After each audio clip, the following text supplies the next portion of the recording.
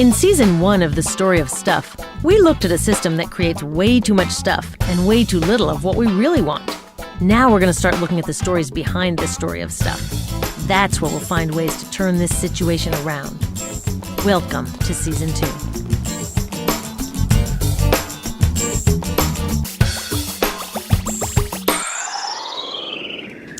Ever since I learned where our stuff really comes from and how this system is trashing people and the planet, I've been trying to figure out how we can change it. I've read a lot of these. 100 ways to save the planet without leaving your house. 50 simple things you can do to save the Earth. The Little Green Book of Shopping. I thought these might have the answers, but their tips all start here, with buying better stuff. And they all end here, with recycling all that stuff when I'm done with it. But when it comes to making change, this story of going green, even though we see it everywhere, has some serious shortcomings. It says that if I become a smarter shopper and tell all my friends to do the same, I've done my part. And if I don't buy all this green stuff, then it's my fault the planet's being destroyed. Wait a minute, my fault? I didn't choose to put toxic products on the shelves or allow slave labor in factories around the world. I didn't choose to fill stores with electronics that can't be repaired and have to be thrown away. I didn't choose a world in which some people can afford to live green, leaving the rest of us to be irresponsible planet wreckers. Of course, when we do shop, we should buy the least toxic and most fair products we can. But it's not bad shoppers here who are the source of the problem. It's bad policies and bad business practices here. And that's why the solutions we really need are not for sale at the supermarket.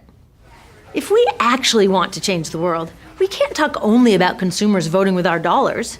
Real change happens when citizens come together to demand rules that work.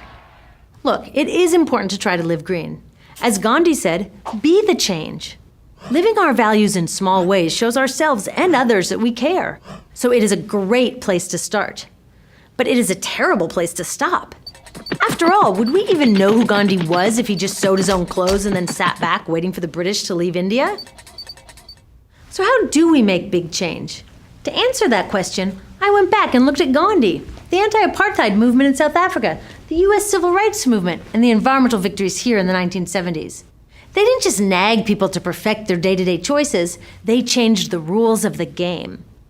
It turns out there are 3 things you find whenever people get together and actually change the world. First, they share a big idea for how things could be better. Not just a little better for a few people, a whole lot better for everyone. And they don't just tinker around the edges. They go right to the heart of the problem, even when it means changing systems that don't want to be changed. And that can be scary. Hey, millions of us already share a big idea for how things can be better. Instead of this dinosaur economy that focuses only on corporate profits, we want a new economy that puts safe products, happy people, and a healthy planet first. Duh! Isn't that what an economy should be for? Trying to live eco-perfectly in today's system is like trying to swim upstream when the current is pushing us all the other way. But by changing what our economy prioritizes, we can change that current so that the right thing becomes the easiest thing to do. Second, the millions of ordinary people who made these extraordinary changes didn't try to do it alone. They didn't just say, I will be more responsible. They said, we will work together until the problem is solved. Today, it's easier than ever to work together. Can you imagine how hard it was to get a message across India in 1930? We can do it now in less than a second. Finally, these movements succeeded in creating change because they took their big idea and their commitment to work together, and then they took action. Did you know that when Martin Luther King Jr. organized his March on Washington, less than a quarter of Americans supported him? But that was enough to make change because those supporters took action. They did stuff. Today, 74% of Americans support tougher laws on toxic chemicals. 83% want clean energy laws. 85% think corporations should have less influence in government. We've got the big idea and the commitment. We just haven't turned it all into massive action yet. And this is our only missing piece. So let's do it. Making real change takes all kinds of citizens, not just protesters. When you realize what you're good at and what you like to do, plugging in doesn't seem so hard. Whatever you have to offer, a better future needs it. So ask yourself, what kind of change maker am I? We need investigators, communicators, builders, resistors, nurturers, and networkers. At storyofstuff.org, you can explore these types of changemakers and find your first or your next step to take action. Being a responsible citizen starts with voting. That's one of those basic things that everyone's just got to do.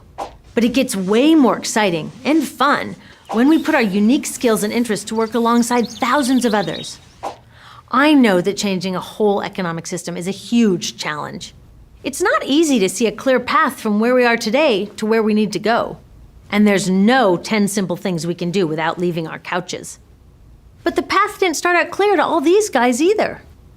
Dr. King said, faith is taking the first step even though you don't see the whole staircase. So they worked hard to get organized, practiced the small acts that built their citizen muscles, and kept their focus on their big idea. And when the time was right, they were ready. It's time for us to get ready too. Ready to make change and write the next chapter in the story of stuff.